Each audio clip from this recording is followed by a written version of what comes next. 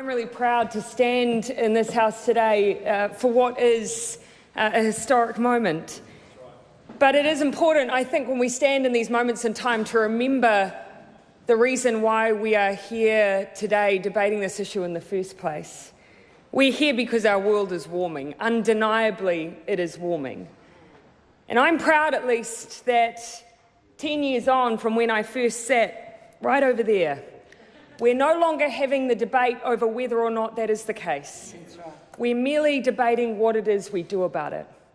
Because undeniably our sea levels are rising. Undeniably we are experiencing extreme weather events, increasingly so. Undeniably the science tells us the impact that there will be on flora and fauna, and yes, also the spread of diseases in areas where we previously haven't seen them. We know as well, Madam Speaker, that some island nations will have their clean water sources impacted by rising sea level and salt water entering into them. On a daily basis, they are already seeing those impacts. Our world is warming. And so therefore, the question for all of us is, what side of history will we choose to sit on in that moment in time? I absolutely believe and continue to stand by the statement that climate change is the biggest challenge of our time. And for us here in Aotearoa, New Zealand, that means for this generation, this is our nuclear moment. And so today, if we're to truly reflect that that is what this means for us, we have to start moving beyond targets.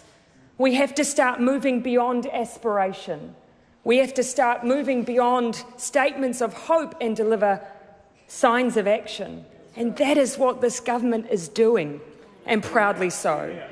We have committed ourselves to a 1.5 degree target that we are embedding in legislation, not just because of the statements of the Paris Agreement, but because that is what is required if we are to show our Pacific neighbours that we understand the impacts above 1.5 degrees will have on them. It is real. And today we embed in legislation a climate commission who will play a role in helping us to establish carbon budgets, who will help us establish the targets that we need across the spectrum, that will provide for us advice, particularly on how we deal with issues like methane. Madam Speaker, we have done more in 24 months than any government in New Zealand has ever done on climate action.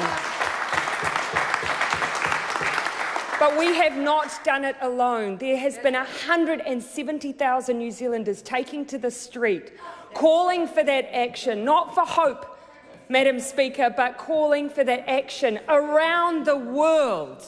And I am proud at the rate at which New Zealanders took to the street to reinforce what it is we are doing in this House today. We have made a choice that I am proud of, that will leave a legacy, and that I hope means the next generation will see that we, in New Zealand, were on the right side of history.